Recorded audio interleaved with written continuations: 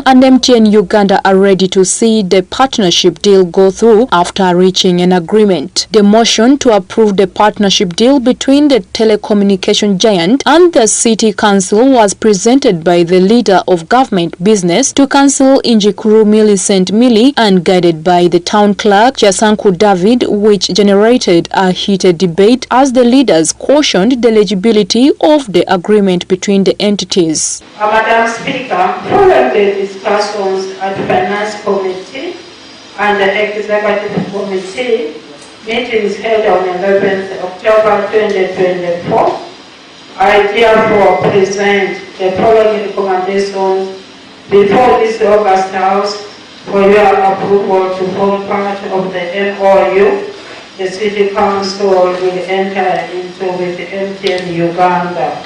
The councillors, however, deferred to approve the motion to legalize the partnership deal between Arua City Council and MTN Uganda on grounds that agreement between MTN Uganda and Arua City Council and development infrastructure isn't clear.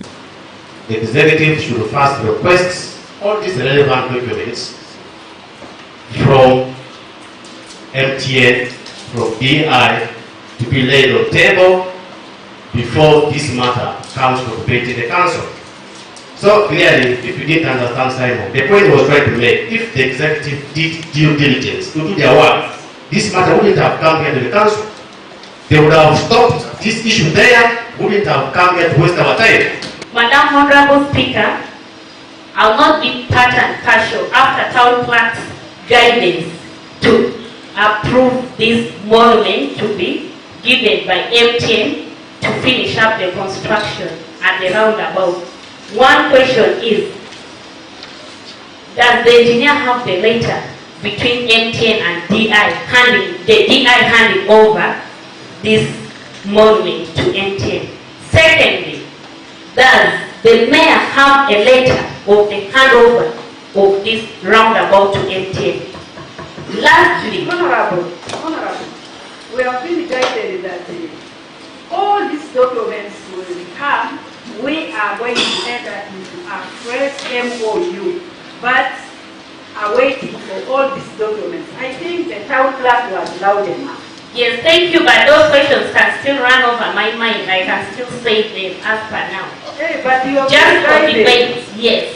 I know, I'll be guided. As this council, I will say all these documents be corrected and presented before this council, and we should know that we are putting something which does not have legal implication afterwards. I don't want to get this blame of that people approved city blindly. So this time our eyes are open. We need to approve something in broad daylight, which is beneficial to the people we are representing. After a heated debate on the matter by the councillors, the leader of government business accepted the defer and the subject matter was adjourned to the next council sitting so that the required documents can be presented before the members. As part of the deal, after finalizing the works, MTN Uganda will be in charge of the facility for the next 10 years. The company will also pay 10 million Ugandan shillings annually to the city council and maintaining the areas around roundabout, as well as giving back to the community through corporate social responsibility. Farish Majid, Masi Draru, reporting for West Nile TV, Nilecast. During the celebration of the 10th anniversary of St. Philip's Church of Uganda held at church premises of Nebi Municipality, His Grace Dr. Henry Luke Orombi has commended the good work done by the founders of St. Philip's Church, Nebi Town, Church of Uganda, in providing free land for the construction of the church to help bring the church services near the Christians in Afere, Church of Uganda. Take a look.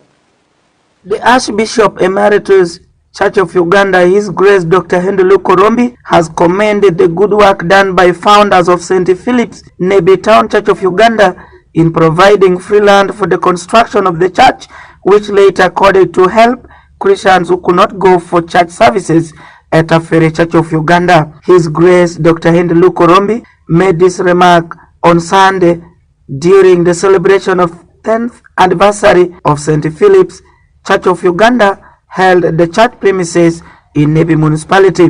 According to the man of God, the celebration is a milestone for the entire diocese as far as preaching the good news of Jesus Christ is concerned. We used to worship in the hospital. They were very kind, they gave us their hall. But you decided you needed a place you call your own. We can thank the hospital for their generosity. But you're only begging. And the beggar is never rich at all. So you made a decision that you will build a church. And you worked hard. And you produced a church here.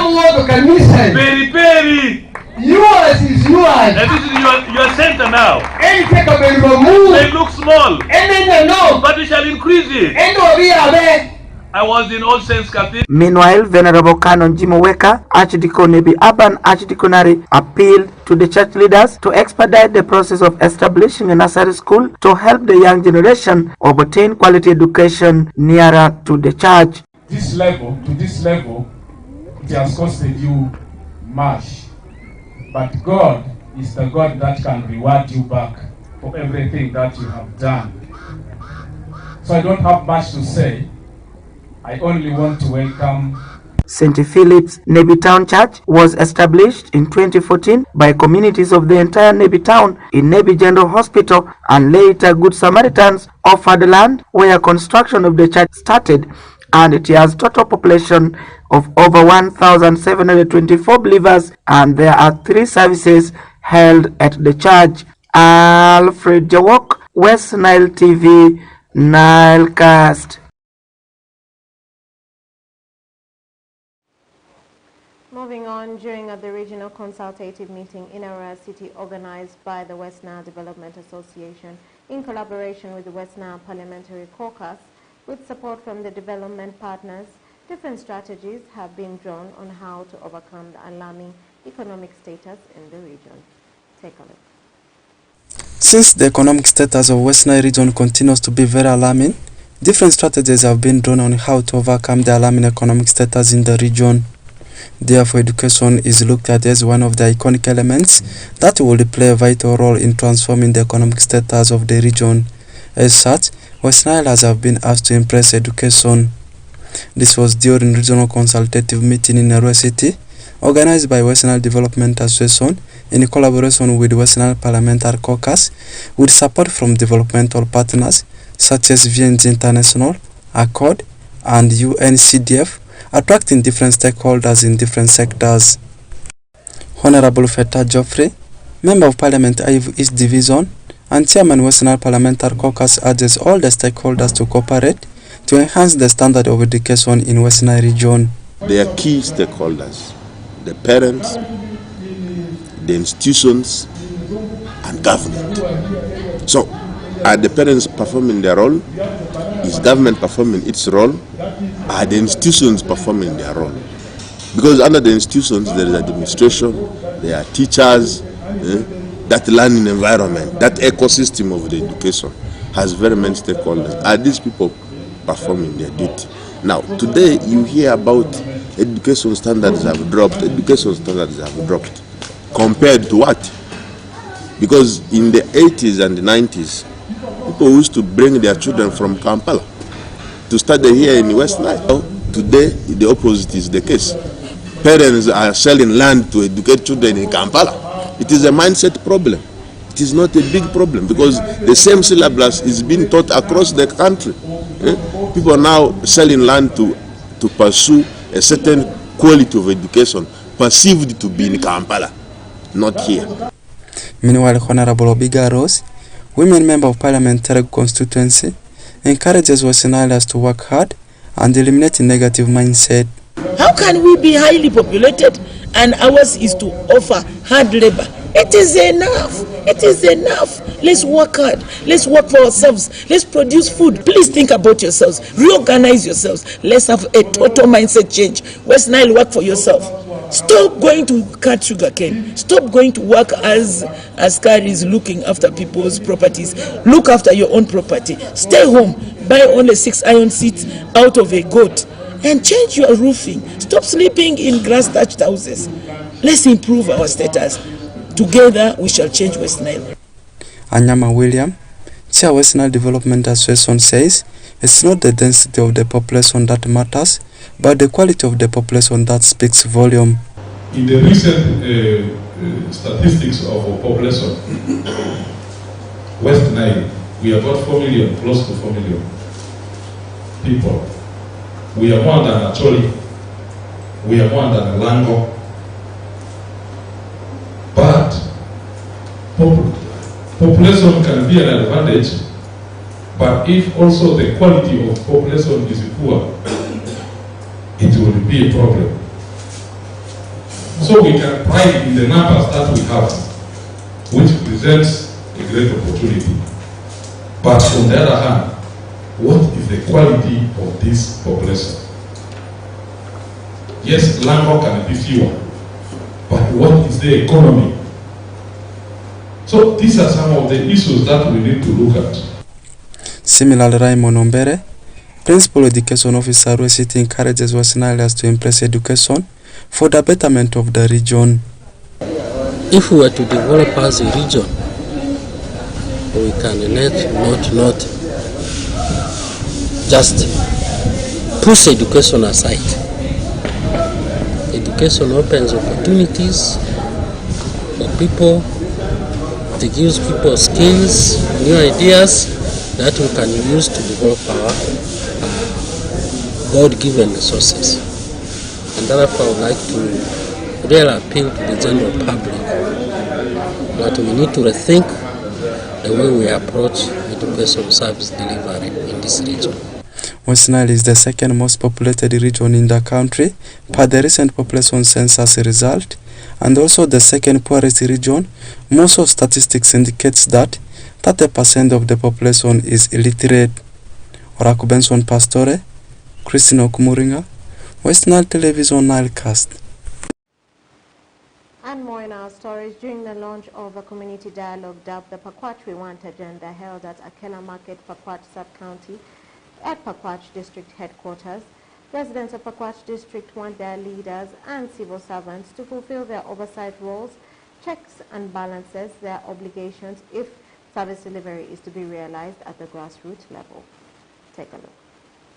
Residents of Pakwach District want their leaders and civil servants to fulfill their oversight roles, checks and balance their obligations if service delivery is to be realized at grassroots level across the district. This was revealed on Monday, 14th October this year during the launch of a community dialogue dubbed as the Pakwach We Want agenda held at Akela Market, Pakwach Sub-County Headquarters in Pakwach District. Moses Gipato, a resident of Paroketo Parish in Pakwach Sub-County, noted that it is a sole responsibility of a leader, regardless of their levels, to supervise and monitor government projects within their areas of jurisdiction. Sometimes government regularizing of these payments. That the concern is that the government has failed to regularize the fee payment.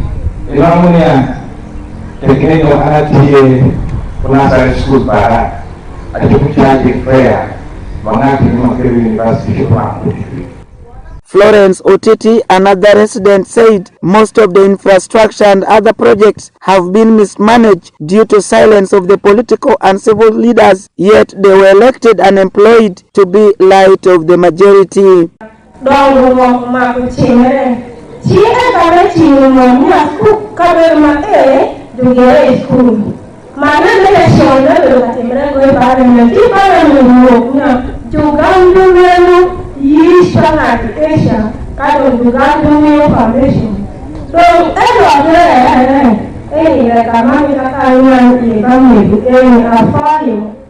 However, Honorable Omito Robert Steen, Pakwach District Chairperson, advocated for unity and cooperation, saying that the community baraza is to be used has ways to extend good service delivery to the people of Pakwach district. Honorable Omito refuted the allegations that government programs are being mismanaged, explaining that he has been on the ground whenever and wherever he is invited. Honorable Omito added that government projects are being supervised and have not received any complaints written by the members of the public in Pakwach district about mismanagement of some projects. And also pick from them what we can do more and what we need to factor in our next planning. And we will continue to prioritize some little resources, however little it is, to continue to engage community so that we can pick in their concerns and factor in planning. Thank you. The community dialogue is organized annually in each sub-county and town council to get views of communities on service delivery. Other heads of department who attended the community dialogue includes RDC, DISO, District Community Development Officer, among others. Alfred Jawok, West Nile TV, Nilecast. More in our stories, over 5,456 locals from the villages of Gotar, Alegu and Usi who have been faced with scarcity of water in Nebi district are now set to benefit from the commissioning of Gotar Dam worth 300 million shillings that the leaders lobbied from UNCDF programs. Take a look. 3 villages of Gotar, Alegu and Usi will respectively benefit from UNCDF program aimed at helping the plight of over 5,456 locals who have been faced with the scarcity of water in Nebi district. During the commissioning of the dam on Tuesday 15th October this year at Gotar village, Parombo sub-county, Nebi district, Honorable Emmanuel Urombi, Nebi district chairperson, said the 3 villages are hard to reach areas with no access to clean water for over a decade. Honorable Orombi added that they have lobbied the water projects from UNCDF program to construct them worth 300 million shillings. He commended the contractor for the quality work to prove the value for money. We want to thank UNCDF also for the facility that you have provided for us. For us, we are, as much as it looks like we are asking for more, we are also going to put our hands in order for you to appreciate also that you have appreciated your initiative. All these things they are asking should not scare you off. Maybe district local government is an entity and a very good institution. My honorable members of the council have heard. We shall pick up from where you have brought us. Thank you so much.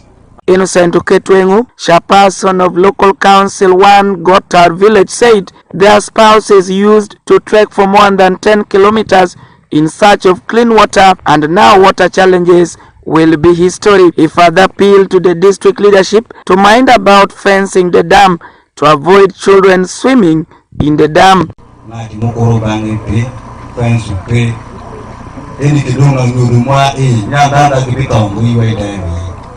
Ini di yang pada tiekin, penmirayo, juga miradi, oh minanda ini nama mi district buatnya, gulirnya omanyen, modu deh, gulure modu, batuan ada dengan gulu ke modu deh, modu kari mahaya keisanggu, saat itu picha iya, angomai kini pimana belum mungkin ini ini, kami dewasanya boleh tunggu.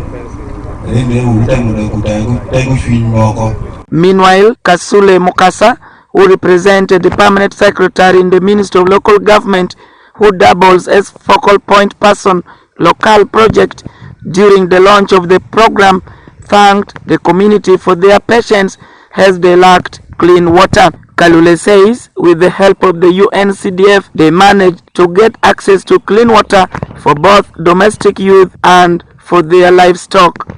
He equal appeal to the community to guard the dam and own it. Sometimes the communities, yes, they can do as much, but as district, as sub-county, we also need to start planning for maintenance. Please visit this dam regularly. Today is not the last day. You know, we sometimes commission things like this, and that's the day that we go away. please continue checking, see how it's performing, what are the challenges. However, Paul Bwire, the Deputy RDC Nebi District, while commissioning the project, appealed for cooperation between the District Water Department and the residents so that the dam is protected. We believe that this project is going to improve the livelihood of this community. And please let us own the project. Because now for us, as the district has planned, the dam has been put in place. Now it is our role as a community to own the project. Alfred Jawok, West Nile TV, Nile Cast. And more in our stories. As a way to give back to the clients in the West Nile region during the celebration of the bank's Love Month, Stanbic Bank, as part of the Standard Bank Group, has given back under the corporate social responsibility to the vulnerable communities an assortment of delivery beds, 100 mama kits, 2 instrument trolleys, among others, worth 27 million shillings to selected health facilities in Terego and Madiokolo district. Take a look.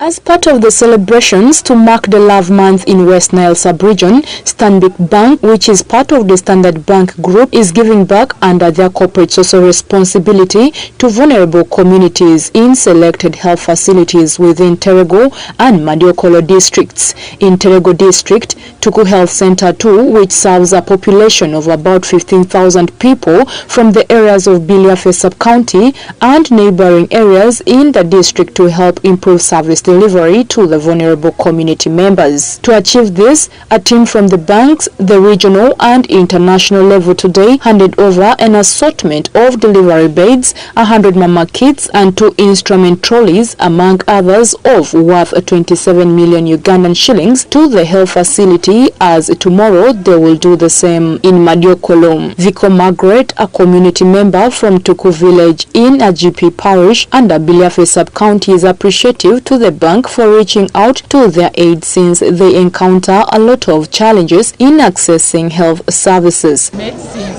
they are not enough. We are here very poor. We don't have money for buying this thing. It's good that the bank has assisted us very well.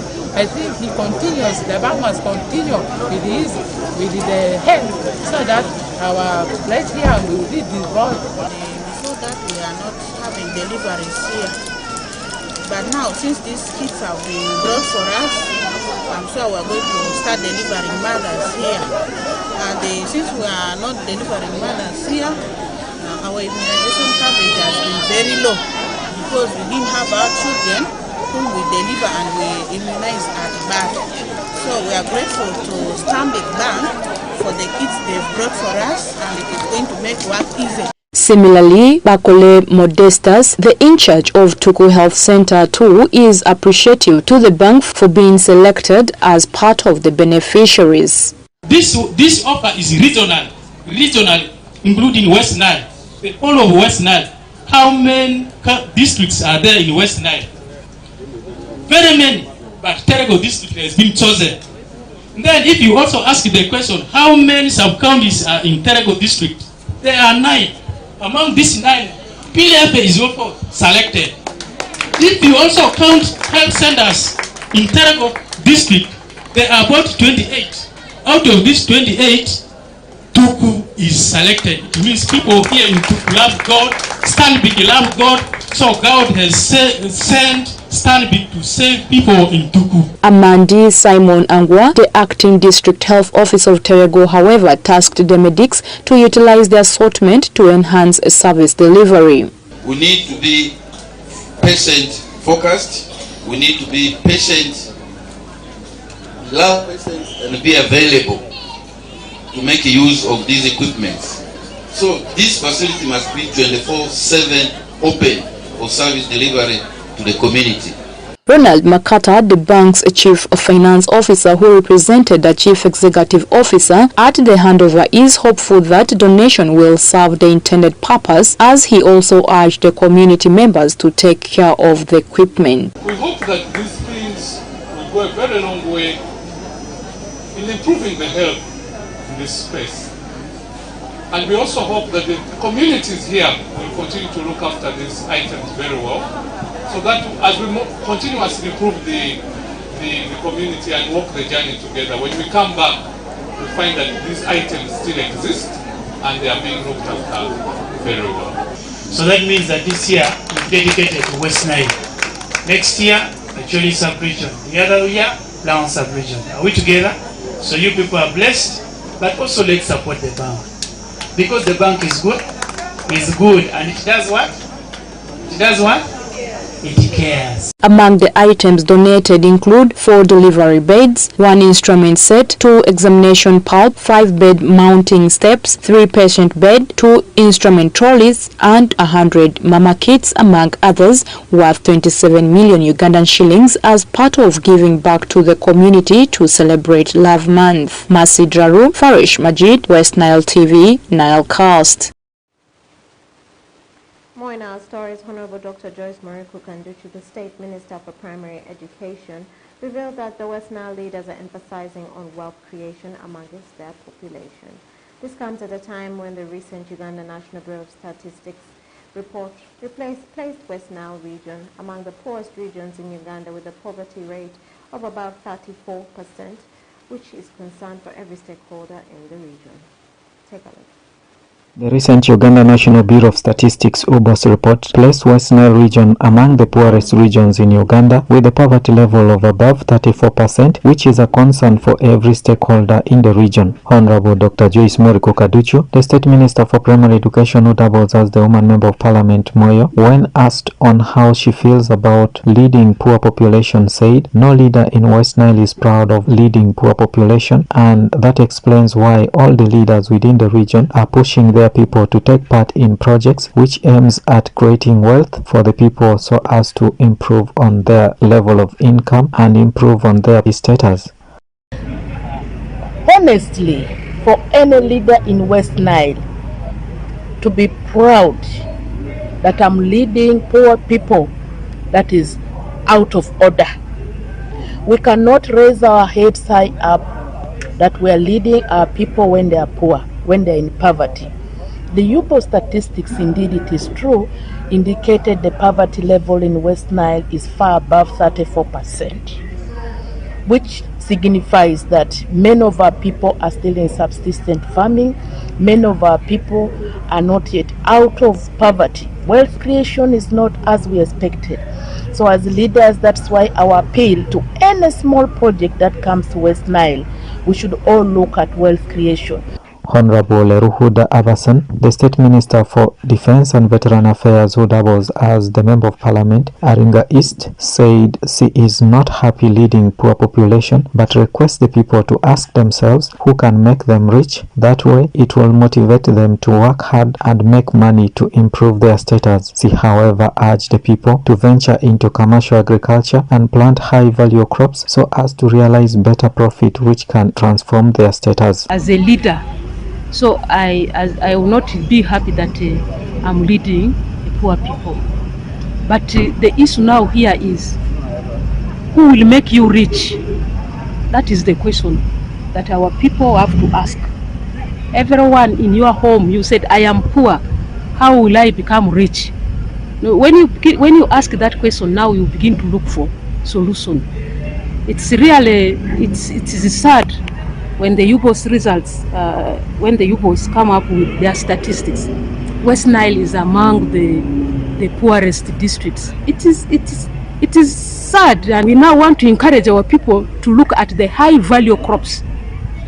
Honorable Anyama Williams, the Chairman Local Council 5 Moyo, who doubles as the Chairman West Nile Local Council 5s and Mayors Association Wenda, acknowledged the fact that the people in Moyo and West Nile are poor, but said if the current level of poverty is compared with the past, the current level is fair. He however said there is need for mindset rehabilitation, especially among the people of Moyo who are yet to wake up on the principles of personal responsibility for economic liberation, adding that every household has the responsibility to do whatever it takes to come out of poverty. It is true, our people are poor. That is true. But now I believe our people were much poorer. Today we are poor, but we are much poorer before.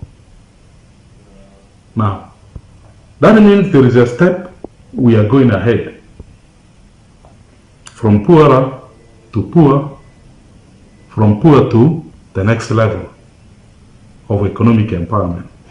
That is our strategy. But now, the key things that we need to address in Moyo includes the following. One is the mindset rehabilitation, mindset transformation of our people.